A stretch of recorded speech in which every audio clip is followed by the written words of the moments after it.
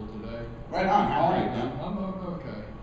Look, I was at Sundance. I saw the film, and I think it kicks. I saw you. You saw it in the morning, not the evening screening Monday morning. Yeah. You were like sitting in the first, second, or third row. Yeah. I thought the film kicked ass. That don't creep you out that I remember that? No acknowledgement, comment whatsoever. Like you're kidding. At least, why do you know that? Look, you talk about ending your career with this last film, and I'd like to say on behalf of your fans, including myself, that I would like to see you, continue on. I want one more. Why one more? I'll tell you why. Because I'd like to say on behalf of Kevin Smith, if I keep it on, it's just going to be more cop-outs. You know what I'm saying? Like, I can't play at the level I used to. I was accustomed to playing when I came into this. I don't have the same brio for it. It's not even the same brio. I still got passion for it. I just don't have the same ability to pull off what I could pull off. And after years of kind of pulling off movies that weren't what I came into this business to do, movies that I feel was just like more complacent than anything else, at a certain point this became my job, not my passion. And I did that for a while as a job. And I don't like it. If I'm passionate about the job, that'll allow you to do it. You don't have to be good at anything in this life if you've got passion for it. My career has proven that. So, and everything is predicated on 3 days. The opening weekend of the movie, like, supposedly tells your whole story, and that's something that I've never been comfortable with. Like, why would you do that? I'm more comfortable with the notion of like, this is gonna live forever in this medium, home video or something like that. All right, it works. And we looked at the top 10 single screen grosser list.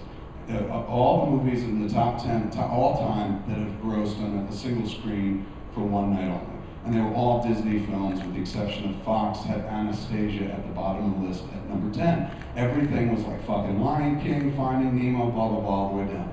So we started doing the math going, if we got Radio City Music Hall and we got like over 2,800 people to show up, we can make it onto this fucking list. So that's what we drove for very quietly. And when it happened, like we just didn't put it out there, no press release, because we're like, let's see who picks it up. And I think it was IndieWire did the math, and they were just like, holy shit, Red State is the number 10, like highest per screen single day grosser of all time.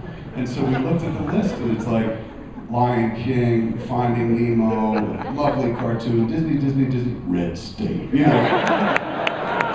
And so sure enough, somebody put that out there, and then some people tried to fucking equivocate and qualify and take away, they're like, well, of course you do that much per screen when you're charging like $60 to see the movie. And I'm like, well, fuck you. They charge $15, $20, maybe $25 to see a 3D movie now, and that ain't even real 3D. I'm actually there in the third dimension. So, I don't know, it's like you gotta find where they play, and you gotta figure out a way to change it for yourself, move the line for yourself.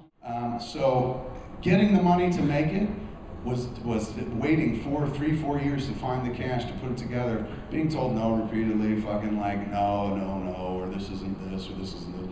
That was kind of discouraging. Once we started shooting, it was fantastic. Everything about it was easy, great. I just wanted to do something kind of fun and creepy and weird, and also, being that it was like second to last time out, go nuts with it and be way experimental. The whole movie is designed to be uncomfortable. Like I knew I couldn't make a true horror movie because I'm not John Carpenter, I'm the master of horror, I'm not Dario Argento or something like that. But I knew I could creep you out. So the idea behind it was like everything that's conventional or that is second nature in storytelling, just shift it a little bit. Left and right, every time you're working. Like creatively speaking, it was such a fertile environment. Like Dave Klein was like, just go nuts, man. Like, what would you do? What would you like to do? And he was just like, oh shit, man, I'd like to try this. I was like, let's do it. And he would do it and shit, and I'd have that footage that we shot on Reds and we shot on those Canon 5Ds, man. His flexibility was fucking astounding. But the look of it was so fantastic. Like they dumped that footage in the Avid, I'm a big Avid guy, obviously.